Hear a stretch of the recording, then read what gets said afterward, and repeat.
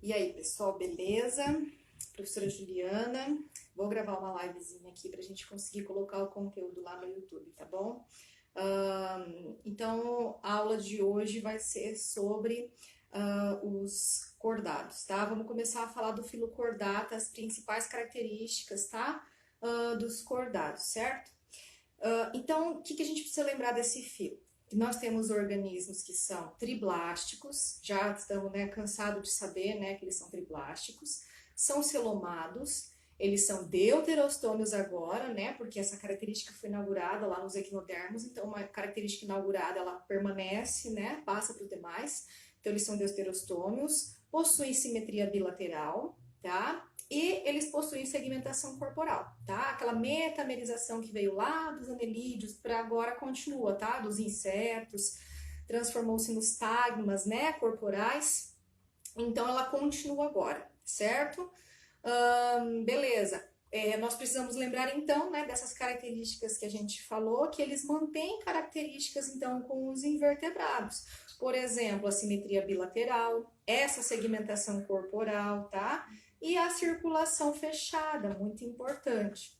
Outra coisa também que eles compartilham, no caso com os equinodermos, é a questão de um endoesqueleto, que vai ser um pouquinho diferente, do que a gente tinha lá então nos invertebrados, e a questão da deuterostomia, certo? Que já comentamos na aula anterior o que significava, ok? Agora nós precisamos falar, e é isso que nós vamos abordar nessa aula, das características exclusivas então dos cordados. Então, para a gente ter um organismo cordado, que não é vertebrado ainda, tá bom? Nós temos 4 características básicas que precisam ser cumpridas em pelo menos uma etapa da vida, tá? Quais são essas 4 características? Notocorda, ou corda dorsal, tá? Tubo neural oco dorsal, fendas branquiais faringianas, ou na região da faringe, tá? E cauda muscular pós-anal, certo? Nós precisamos ter essas 4 características, ok? Então vamos falar um pouquinho de cada uma delas, porque de acordo com como essas características vão se organizar agora nos animais, a gente vai ter os diferentes subfilos dentro dos cordados, ok? Então, retomando, não estamos falando de vertebrados, são cordados, tá bom? Vamos falar da primeira característica, então, que é a notocorda, tá? Ou corda dorsal. Que vem a ser essa notocorda, que até dá o nome no filo, Cordata, Chordata, na verdade, Como se escreve, Que vem de corda, tá?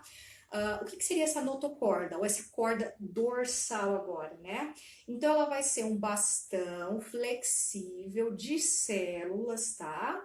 E essas células vão se estender por toda a região dorsal do animal. Não falamos mais agora nesse sistema, a notocorda vai originar depois, o sistema nervoso, tá? Ele é uma das partes que vai originar junto com o tubo neural e tal, enfim. Mas não falamos mais nessa proeminência ventral, como a gente tinha anteriormente nos invertebrados, tá? Certo? Então, a notocorda é um bastão de células que vai vir na região dorsal do animal, tá? Acima do tubo digestório e abaixo do sistema nervoso, tá? Então, está acima do tubo digestório e para baixo do sistema nervoso. O que é a notocorda? Então, qual é a função dela?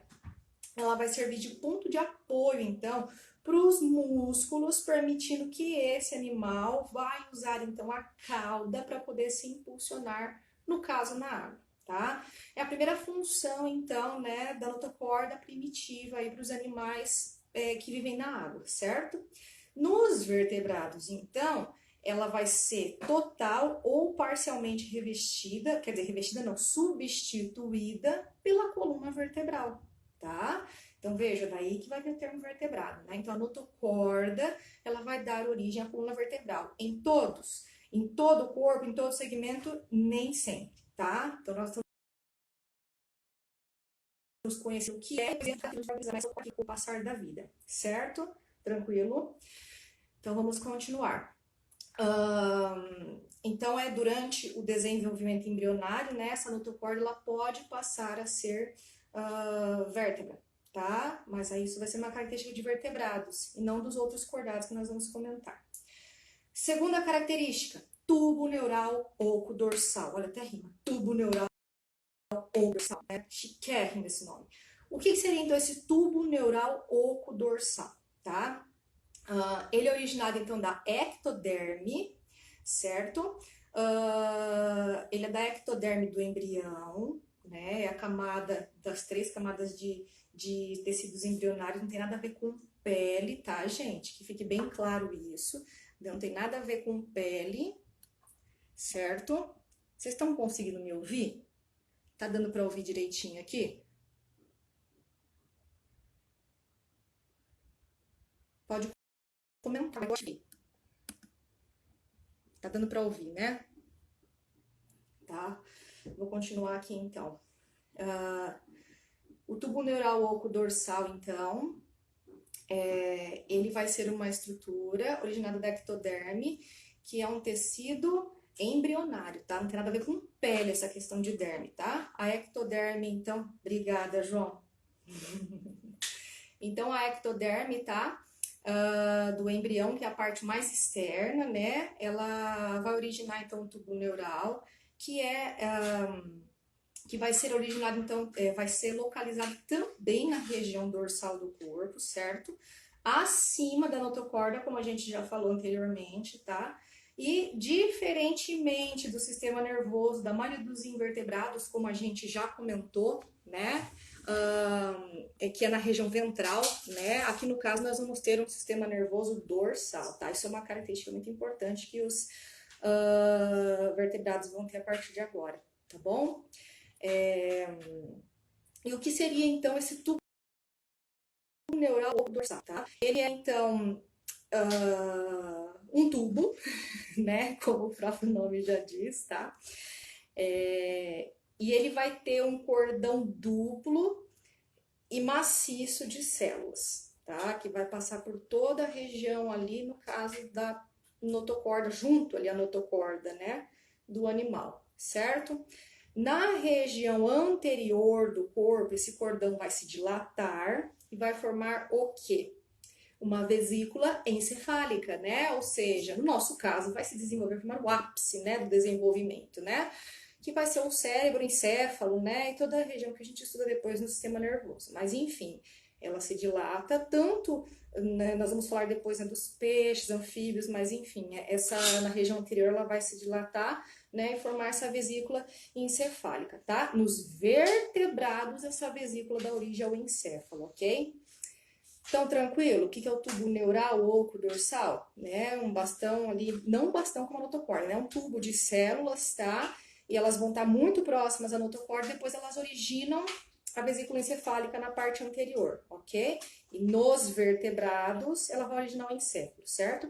Por que vertebrados? Porque nós vamos falar ainda dos protocordados, tá? Nós temos organismos ainda que não vão desenvolver aqui dentro dos cordados, que não vão desenvolver coluna vertebral, ok?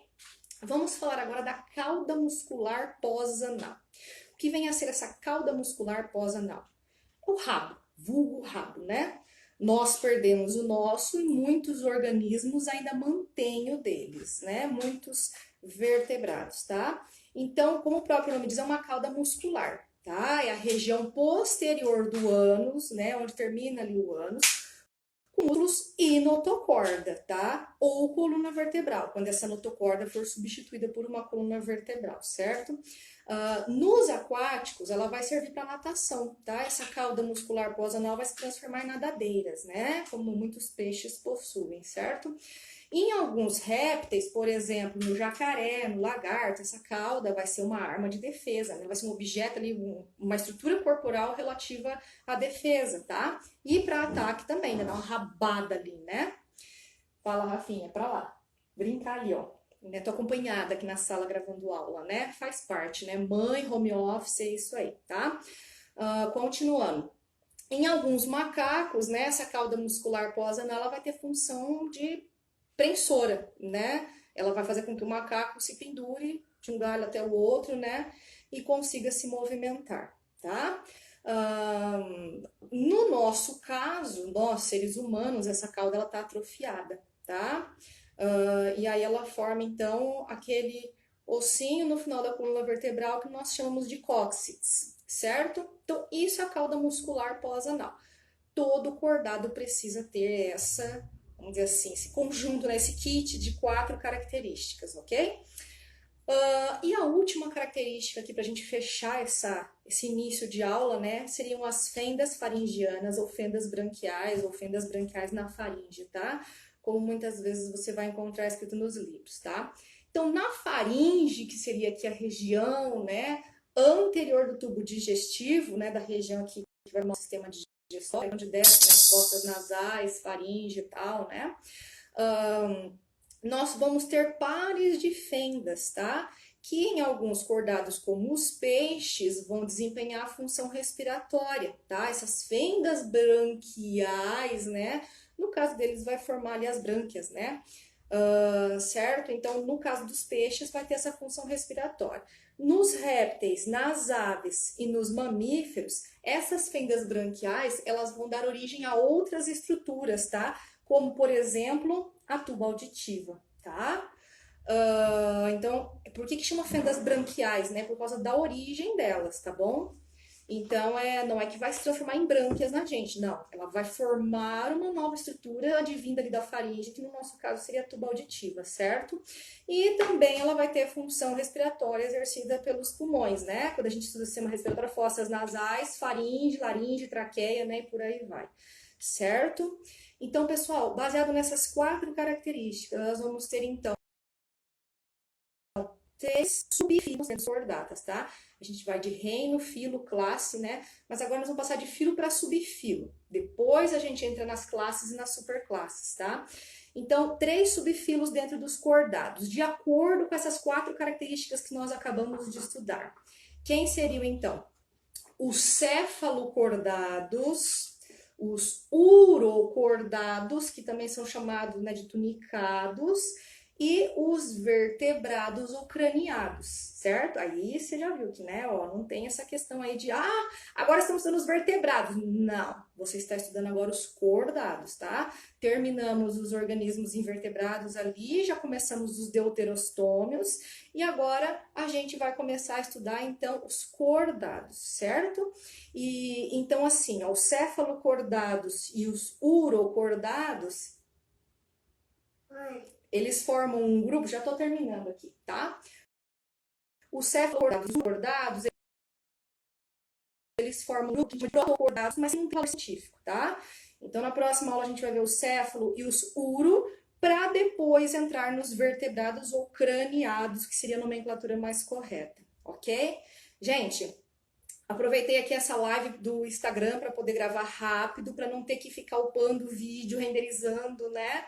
E vamos tentar seguir assim, todo mundo aí junto contra o coronavírus, né? E vamos nos reinventando, né? Ó, mãe trabalhando, né? Mãe dando aula, né?